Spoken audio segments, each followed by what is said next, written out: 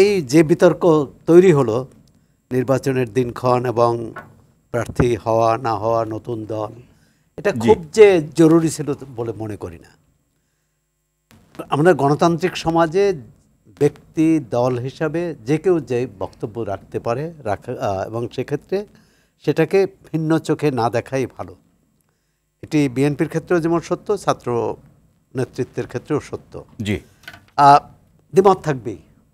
দ্বিমত দ্বিমত দ্বিমত এবং ভিন্নমত না থাকলে তো গণতন্ত্র হয় না, তাহলে একটি দল হতো। এখন বিএনপির পক্ষ থেকে একটা শঙ্কাই প্রকাশ করেছেন মহাসচিব মির্জা ফখরুল ইসলাম আলমগীর। যদি উনি এইটাই ইঙ্গিত করেছেন, যদি এই সরকারের যারা আছেন তাদের কেউ তিনজন উপদেষ্টা ছাত্র নেতৃত্বের মধ্যে তারা যদি সাংগঠনিকভাবে নতুন দলের সাথে যুক্ত হন তাহলে এখানে থাকা উচিত না। আমি তো মনে করি এখানে এর জবাবে আসিফ মাহমুদ উপদেষ্টা একবারে স্পষ্টভাবে বলেছেন যে তারা যদি নতুন দলের সাথে যুক্ত হন তাহলে সরকার থেকে পদত্যাগ করেই হবেন। এখানে কিন্তু বিতর্কটা শেষ হতে পারত, কিন্তু হয়নি। এটা হচ্ছে পারস্পরিক আস্থার অভাব, সংশয় সন্দেহ একে অপর সম্পর্কে। এটি বোধহয় আগস্টের পর জুন জুলাই থেকেই শুরু হয়েছে। সেটার একটা কারণ যে ক্যাম্পাস তো হচ্ছে ছাত্র নেতৃত্বের মানে আন্দোলনকারী ছাত্র নেতাদের প্রধান ভিত্তি। সেখানে বিএনপির যে ছাত্র সংগঠন সেটাও একটি বড় সংগঠন এবং তারা প্রতিদ্বন্দ্বী মনে করে এবং সেটি ডাকসু মানে এই ছাত্র সংসদ নির্বাচনকে কেন্দ্র করেও কিন্তু এই ধরনের পাল্টা বক্তব্য এসেছে। কিন্তু ভয়ের যে বিষয়টি সেটা হচ্ছে উপদেষ্টা নাহিদ ইসলাম যে কথাগুলো বলেছেন তাতে কিন্তু একটু শঙ্কায় প্রকাশিত হয়। সেটা হচ্ছে তিনি বলেছেন যে শুধু আমরা নই, মানে ছাত্র নেতৃত্বই শুধু সরকারে আছে তা না, বিএনপিও পরোক্ষভাবে সরকারে আছে, বিএনপি বা অন্য দলও। সেটি কীভাবে? যে তারা সরকারের বিভিন্ন কাজে হস্তক্ষেপ করছে, এটি বলছে আসিফ মাহমুদ। আর নাহিদ ইসলাম বলছে যে সরকার গঠনের প্রক্রিয়া থেকে শুরু করে বিভিন্ন প্রতিষ্ঠানে বিএনপি বা অন্য দলের যে খবরদারি, দখলদারি শব্দটা বলে নাই, যে তাদের অবস্থান এখন হয়েছে কি এই জায়গাতে যে ধরুন যদি নিরপেক্ষ ওই বক্তব্য থেকে মির্জা ফখরুল ইসলাম আলমগীর মহোদয়ের বক্তব্য থেকে আসি যে তিনি বলছেন যদি নিরপেক্ষতার ঘাটতি হয় তখন আরেকটি নিরপেক্ষ সরকার বা নির্বাচন পরিচালনার জন্য তিনি সেই মন্তব্যটা ব্যক্ত করেছেন। কিন্তু এর সূত্র ধরে তথ্য উপদেষ্টা যে অনেকগুলো বিষয় বলেছেন, এখন প্রশ্ন হলো এই জায়গাতে এই সরকারের পিছনে মানে সরকারকে পরামর্শ দেওয়ার ক্ষেত্রে কোনো রাজনৈতিক দল পৃষ্ঠপোষক হিসাবে কাজ করছেন কিনা। কারণ এই বক্তব্যের প্রেক্ষাপটে মির্জা ফখরুল ইসলাম আলমগীর বক্তব্যের প্রেক্ষাপটে তথ্য উপদেষ্টার এতগুলো বিষয় নিয়ে বক্তব্য দেওয়ার মধ্যে তো আসলে অনেকে মিল খুঁজে পাচ্ছেন না। সেটা বলতেই পারে, কিন্তু বাস্তবতা হলো আওয়ামী লীগ মাঠে নেই, মানে সাবেক স্বৈরাচারের নেতাকর্মী বা কেউ মাঠে নেই, ছাত্রলীগ তো নিষিদ্ধ। এখন রাষ্ট্র পরিচালনার জন্য আমরা যদি এরকম সংস্কৃতি তৈরি করতে পারতাম যেমন যুক্তরাষ্ট্রে হয়, যে সরকার বদলের সঙ্গে সঙ্গে সমস্ত কিছু বদলে যায়।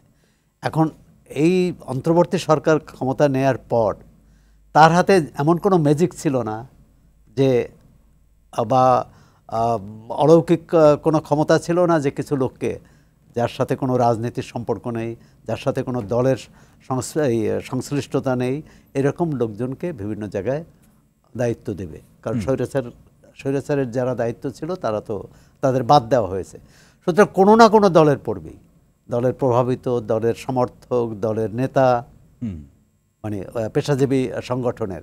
এখন এক্ষেত্রে তো এই যে যখন হয়েছে তখন একইভাবে আসিফ কি বলে নাহিদ ইসলামের কাছে এই প্রশ্নটা আসবে, যখন এটা হলো যখন অমুক জায়গায় মানে একটি নির্দিষ্ট প্রতিষ্ঠানে নির্দিষ্ট দলের কোনো নেতা বা কোনো সমর্থক সেখানে প্রভাব সৃষ্টি করেছে বা প্রভাব সৃষ্টি করে বসেছে, সেটার তখন তো সরকারের পক্ষ থেকে প্রতিবাদ করা উচিত ছিল বা বাধা দেওয়া উচিত ছিল।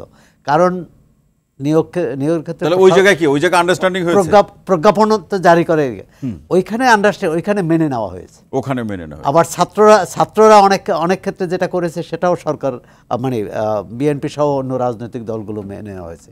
এই যে পারস্পরিক মেনে নেওয়ার ক্ষেত্রে এখন একটা সেই মেনে নেওয়ার জায়গাটা নেই, মানে সেই মেনে নেওয়াটা এখন যখন খুব স্পষ্ট হ্যাঁ, হচ্ছে, মেনে নেওয়াটা এখন বিরোধিতার পর্যায়ে না, স্পষ্ট না। এখন হিসাব নিকাশটা হচ্ছে তখন জুন জুলাইতে ছাত্র নেতৃত্ব নতুন দল করার চিন্তা করেছে কিনা সেটাও স্পষ্ট না, কিন্তু তারা যখন ঘোষণা দিয়েছে, আমি যে কথাটি বলতে চাচ্ছি যে এখন হচ্ছে দুই পক্ষেরই আগামী ভোটের হিসাব নিকাশ, এবং সেক্ষেত্রে আবার প্রশ্নটা এইখানে ছিল যে এখন এই আলোচনার বাস্তব ভিত্তিটা কি, মাঠ কি বলছে আগামী ভোটের হিসাব নিকাশ। সেখানে যারাই ছোট দল হোক, বড় দল হোক, নতুন দল হোক, পুরনো দল হোক, তারা চাইবে নির্বাচনে জয়ী হতে। সেক্ষেত্রে জনগণের কাছে যাবে, জনগণ যার নীতি কর্মসূচিকে সমর্থন করবে তারা জয়ী হবে, যার নীতি কর্মসূচিকে সমর্থন করবে না তারা জয়ী হবে না।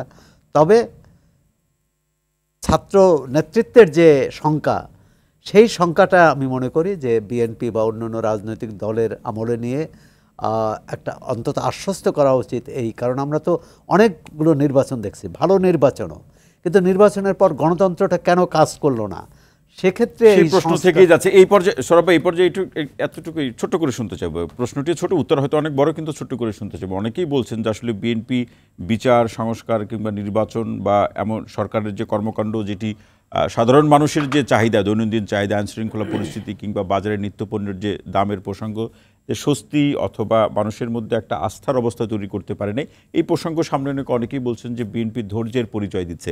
আপনার কাছে কি সেটি মনে হয়? ধৈর্যের পরিচয় তো সবারই দেওয়া উচিত, মানে ছাত্ররা ধৈর্যের পরিচয় দিয়েছে না। ছাত্ররা তো অনেক ক্ষেত্রেই, যেমন ছাত্ররা যেসব দাবি করেছিল রাষ্ট্রপতিকে সরানো, রাজনৈতিক সংঘাতে যেতে চায়নি। আচ্ছা, দ্বিতীয় হচ্ছে তারা নিজেরাই জুলাই ঘোষণাপত্র দিতে চেয়েছিল, যেহেতু রাজনৈতিক দল এবং সরকারও আর সেটি বলছে যে এটা আলাপ আলোচনার মাধ্যমে হওয়া উচিত, আর সেখান থেকেও কিন্তু তারা সরে এসেছে। সুতরাং আপনি যে ধৈর্যের কথা বলেন, ধৈর্য দুই পক্ষই দিয়েছে।